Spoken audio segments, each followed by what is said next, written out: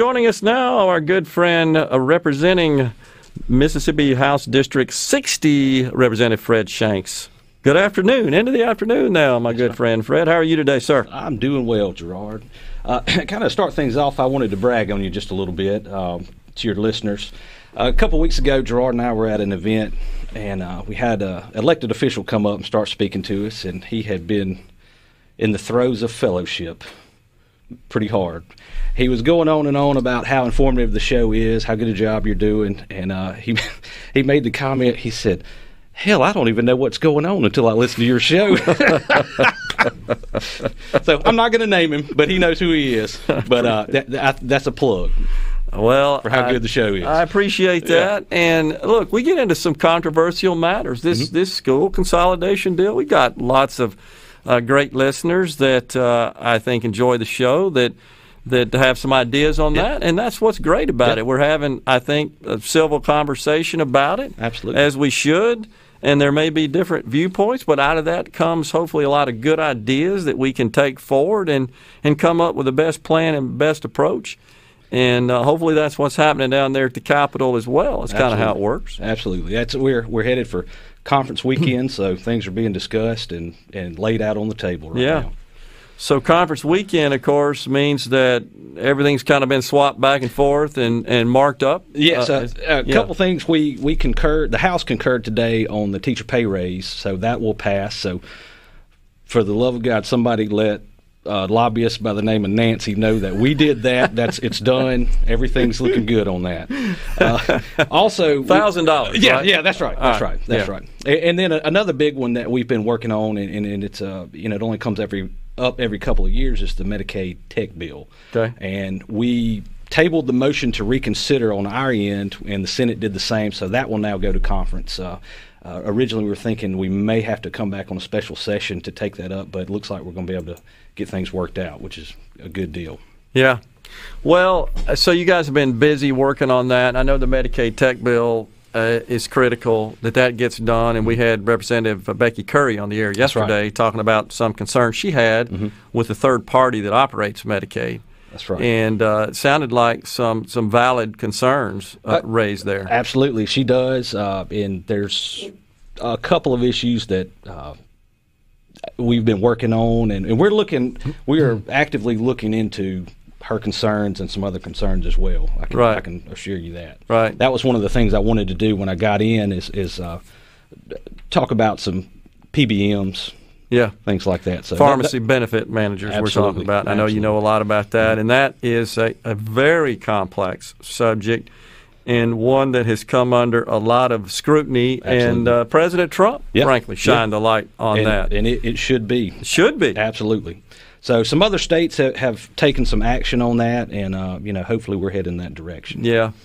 Well, so we got the tax bill that you and I have discussed quite a bit, the tax reform bill that just didn't seem to get a lot of favor over there in the Senate after having passed the House. What's the status now? Well, what we did is we put that into a bond bill, passed that, and sent it back to the Senate, and which it keeps it alive. But we've also made some concessions. We took the loggers out, the manufacturers out, and the farmers out.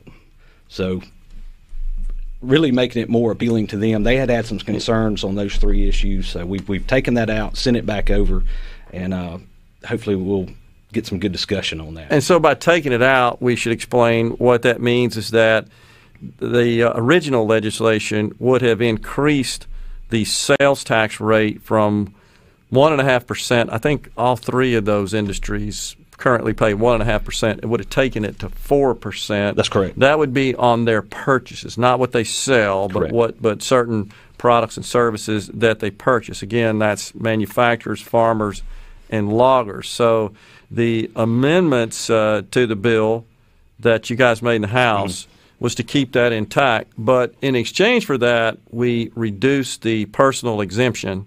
Yes. We reduced that from 47.7 as an individual down to 40, I believe. Correct, and 80 for married. 80 from 95.4 down to 80. So that would mean that fewer people would get a break on their income taxes. Correct. Those that make over that amount of adjusted gross income. But the farmers, the manufacturers, and the loggers, who were fairly vocally opposed to it because it would cause them to have to pay more money. And I'm glad they get to keep their break. I didn't have a break when I was in business operating here in Mississippi. Yeah. We in the IT business, we pay full boat. Yeah. I also had a data center that consumed lots of power and paid full sales tax on the consumption of that power, whereas farmers get a break. Yeah. They get an exemption. They don't pay sales tax. I think I'd have about $500,000 more in my pocket had I not paid sales tax, the way I figured it through the years on operating my data center. And I'm not complaining about that. I'm just pointing out that it's another situation where we have a lot of legacy law in place, and we've gotten people accustomed to these benefits, to these exceptions, if you will, and it's hard to take those away. It is. And that's what happened. Absolutely. But as a compromise to get something going here, I can support it. Absolutely. I mean, the bill, is it perfect? No, but it is a step in the right direction. It's going to help a lot of people, and it's needed. Yeah. I think we got a good opportunity to do that. What do you think is going to happen over in the Senate now when you get into conference? I couldn't Hard tell to you. handicap that I at couldn't this tell you. point. I would like to say, but I really don't know. I agree. Yeah. It's just kind of hard to handicap that at this point. But hopefully, Representative Shanks, we can keep the conversation going. Absolutely. Because we've got to do something that's relatively bold. I don't want to call it radical because I don't think cutting taxes is radical, but we got to do something bold to grow the state's economy. And I think this is critical to that and to create more opportunities inside the state. Absolutely. I mean, this is as conservative as it gets. I sure do hope that we can make something happen. So, one question I would have to many of our listeners that want to consolidate the school districts, and again, where it makes sense, and I think there are some situations where it probably does, I'm for that. Again, I just caution, don't expect that just means money falls out of the sky because you start consolidating school districts. And it's also very, I think, presumptive to think that, well, it's a one-for-one sort of swap, that if we just get rid of this district at the headquarters level, the superintendent, the administration at the central level, just get rid of that and just magically now cause and transfer all those schools in that district to be under the management and the purview and the oversight of another district office. You add more responsibility to people. Absolutely. You expand that. Probably got to pay them more money. So it's not a dollar-for-dollar swap, I think, like a lot of people presume. Absolutely, and it would really grow government. And that's the thing people don't want. We don't want that. So, it seems to me that a hallmark of conservatism is that government works best when it's close to the people, and the more you start consolidating and centralizing, that's kind of the problem we have at the federal government right now. Is we've conferred so much dang power up there, and the way they're wanting to federalize the election process. I know, scary. Might save some money because that's what people want to do. Because we just federalize the elections process, and Secretary of State would just not have that responsibility. So we'd save a lot of money on that, let the federal government pay for it. Yeah. But then it would be under federal control. And so there's always risk associated with making those changes. But I would ask our audience, and I want you to comment on it as well, Representative, $1,000 pay raise. That's $50 million a year, as we just discussed with Senator Parker. If you were to cut, let's say, 20 of our districts, you wouldn't come close to saving that amount of money. No, it wouldn't add up. So I guess for our audience, do you support the $1,000 pay raise for our teachers? That seems to have pretty broad support across the state. I'm just curious. First of all, you voted for it. Yes. It went through Absolutely. both houses. I know the lieutenant governor has kind of made that a campaign promise. The governor supports it. The speaker supports it. These are all the people that we're electing, and they're on board. It seemed like we kind of honored the wishes of the people there. Absolutely. I mean, that was one thing, and the lieutenant governor, he did campaign on it, and we've all gotten together on it and made it happen. Yeah. So I just wonder, because that's $50 million. So if you look at last year, or was it 2 years ago? I lose track with the COVID stuff, but it's $100 million more that we've added in terms of teacher pay raise, and we're still behind the average in the state. We got a ways to go. Got a ways to go. We're going to take a break. We got Representative Fred Shanks, our guest in the studio. You can hang around, huh? Yeah, I can hang out. Yeah, we got the representative is going to stay with us through the break. Stay with us here from District 60. That's Rankin County, in case you did. That's the only county you have, right? That's correct. Fred? Yeah. So Fred and I, full disclosure, friends for a long time. Knew his dad and his uncle back in the baseball days. Good baseball people, South Jackson people have those connections. I was talking about the Candlestick Park tornado. Yeah. You weren't around. No, then, but, that was a little bit before my time. But surely your family knows about that. Oh, absolutely. Remembers that? Absolutely. They all lived there at the time and went through it. Sure That's did. what I thought. So we were just discussing the goings-on down there at the Capitol. We got a teacher pay raise. That's really the big news, I guess, today, is that it looks like that is headed to the governor for signature. The tax reform bill, the Medicaid technical bill.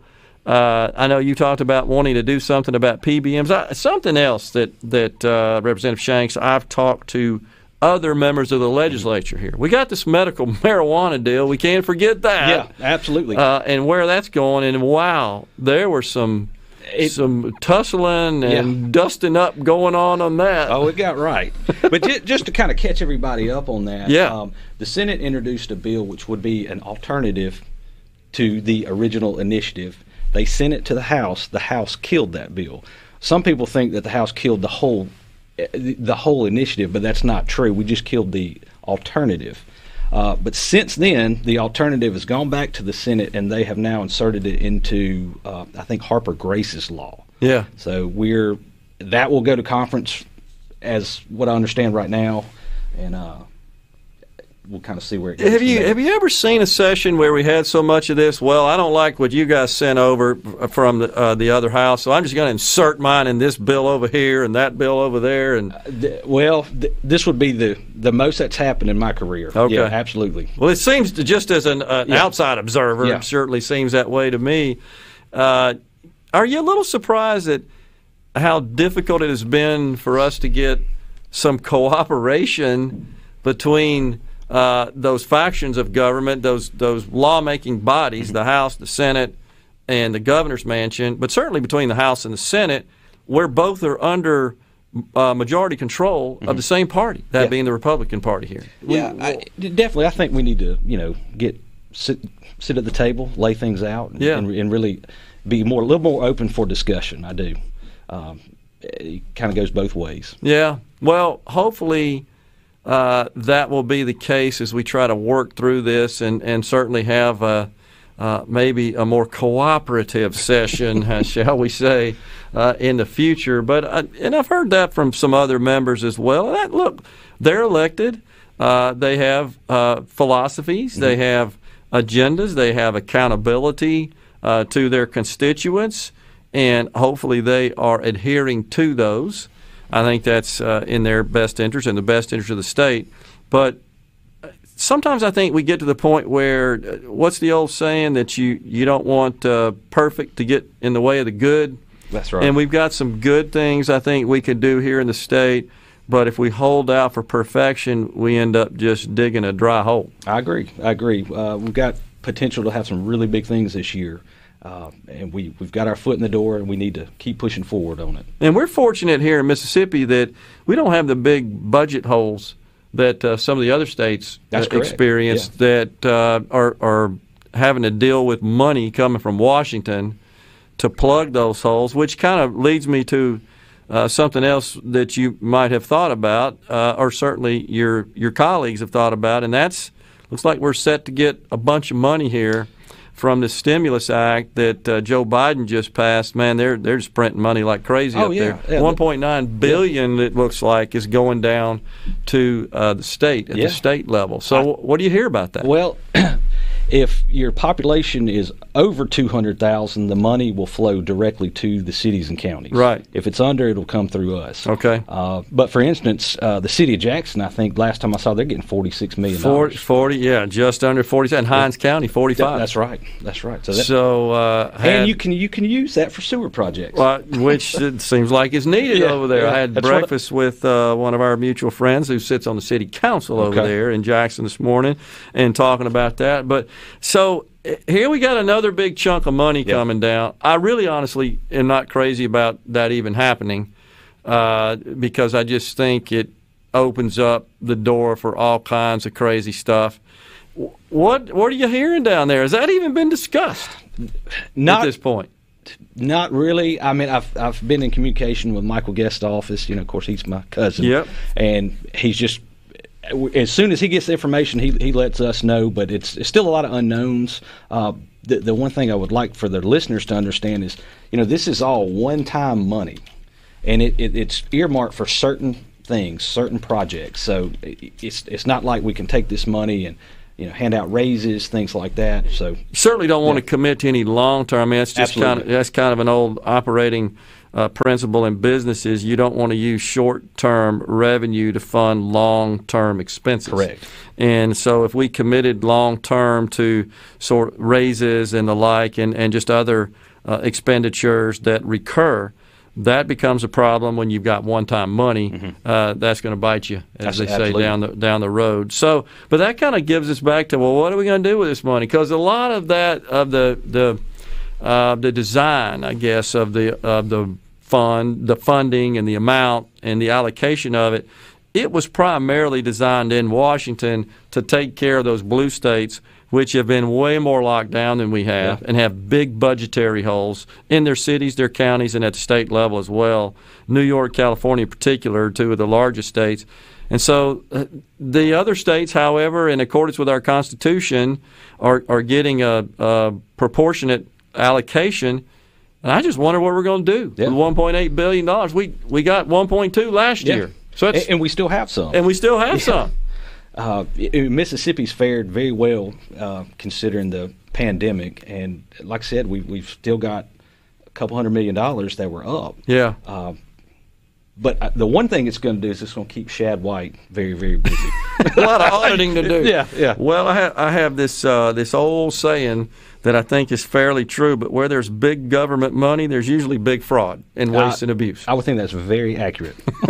So our good friend Auditor Shad White, he's going to be pretty busy with all that. But, I mean, seriously, we got another – I get worried about, are we going to have another situation, I hope not, where we've got this contention amongst our statewide leaders, our speaker, our lieutenant governor, our governor, about who's got control of that and how. Remember that less than a year ago we were having those discussions. I wonder how that's going to play out this time. And again, how are we going to spend that money? I mean, you start scratching your head on that. Yeah. Well, hopefully we can get together a little bit better this time since we've been through it. Yeah. It caught everybody off guard last year. Yeah. And hopefully we've got a little bit more of a plan that we can all work together. Man, I hope so, because you just want to see us work together and do stuff that is right for the state. All right, so have you got an opinion on what might happen in the Supreme Court with respect to the medical marijuana bill? I really 3 weeks away. Yeah. I really don't. I have no idea. People think that we're in communication with them and that they're going to, Oh, they won't talk to you. Yeah. No. I have no idea what they're going to do. I really don't. I mean, you and I have friends that are on the court. Yeah. They won't talk. Oh, you don't even ask them because you know they won't talk to you. That's right. Which they shouldn't. Yeah. But I've not heard a word about it other than it's over there, about the outcome. Well, I guess what happens is, as you know, if the Supreme Court finds in favor of the plaintiff, then there's no program in the state, and we'd have to come back next year, correct, and create one. I think it would be a mistake to not do so if that turns out to be the final decision by the Supreme Court, because people spoke, as you well know. Oh, that got my attention. I know the House knows it. Yeah, big absolutely. time. So the people spoke, and so we got to do something, but if the Supreme Court finds in favor of the defendant, who, by the way, is the Secretary of State and the Secretary of State's office are the named defendants in the lawsuit, well, then we got a medical marijuana program that's supposed to get started here in a few months. I know.